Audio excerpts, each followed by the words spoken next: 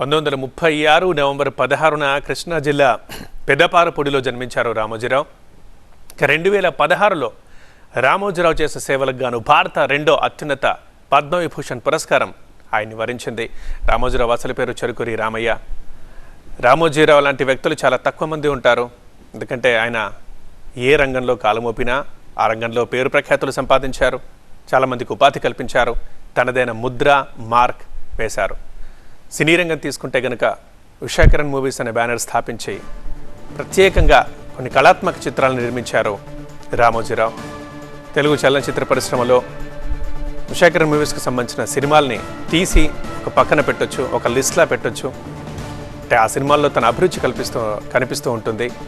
ముఖ్యంగా కళాత్మక సినిమాలు, కళలకు ఆయన ఎంత విలువిస్తారు, ఆయన అభిరుచి ఎలా ఉంటుందో ఆ సినిమాల్లో ప్రస్ఫుటంగా ప్రతిఫలిస్తూ ఉంటుంది.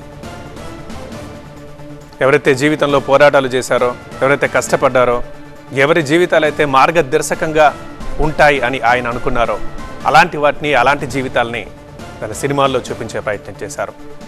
అలా ఎన్నో గొప్ప సినిమాలు తీశారు. తీసినవి తక్కువైన బ్యానర్ మీద అన్నీ గుర్తుండిపోయే చిత్రాలు. ఇక మీడియా రంగం మీద రామోజీరావు వేసిన ముద్ర అంతా ఇంత కాదు. ఇటు ఈనాడు పత్రిక, అదొక సంచలనం పత్రికా రంగంలో. తర్వాత ఈటీవీ, దాని ద్వారా తెలుగు ప్రేక్షకులకు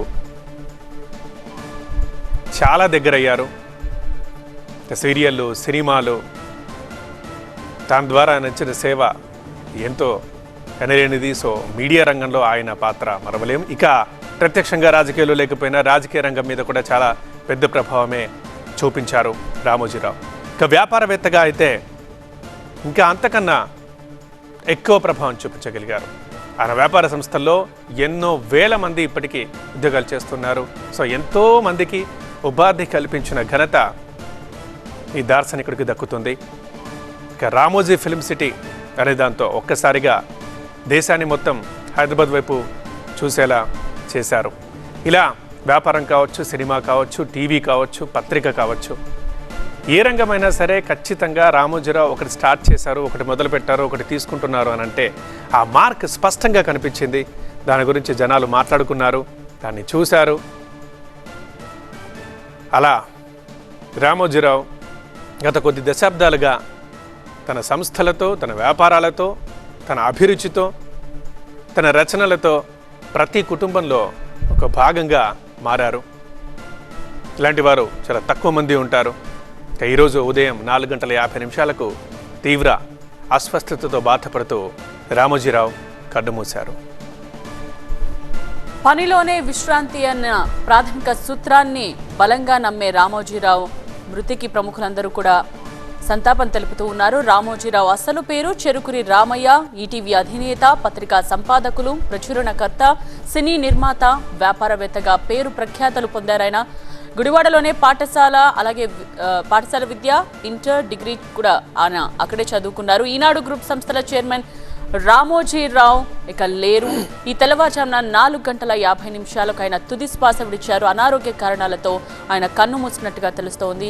హాస్పిటల్లో చికిత్స పొందుతూ ఆయన ఈ తెల్లవారుజామున తుది శ్వాస విడిచారు. 3 రోజుల క్రితం శ్వాస తీసుకోవడంలో ఇబ్బంది తలెత్తడంతో ఆయన్ని వెంటనే హాస్పిటల్కు తీసుకువెళ్లారు. అయితే పరీక్షలు చేసిన వైద్యులు ట్రీట్మెంట్ కూడా అందించారు.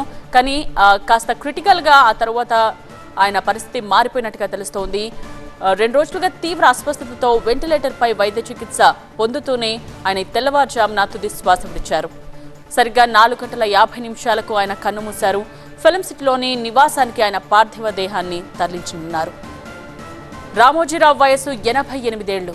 వ్యాపార దిగ్గజంగా ఆయనకు చాలా గొప్ప పేరుంది. మీడియాతో పాటు అనేక వ్యాపారాల్లో రాటుదేలారు రామోజీరావు. ఈనాడు సంస్థలు, మార్గదర్శి, చిట్ ఫండ్స్, ప్రియా ఫుడ్స్ వంటి వ్యాపారాలు నెలకొల్పి ఎంతో మందికి ఉపాధి కల్పిస్తున్నారు.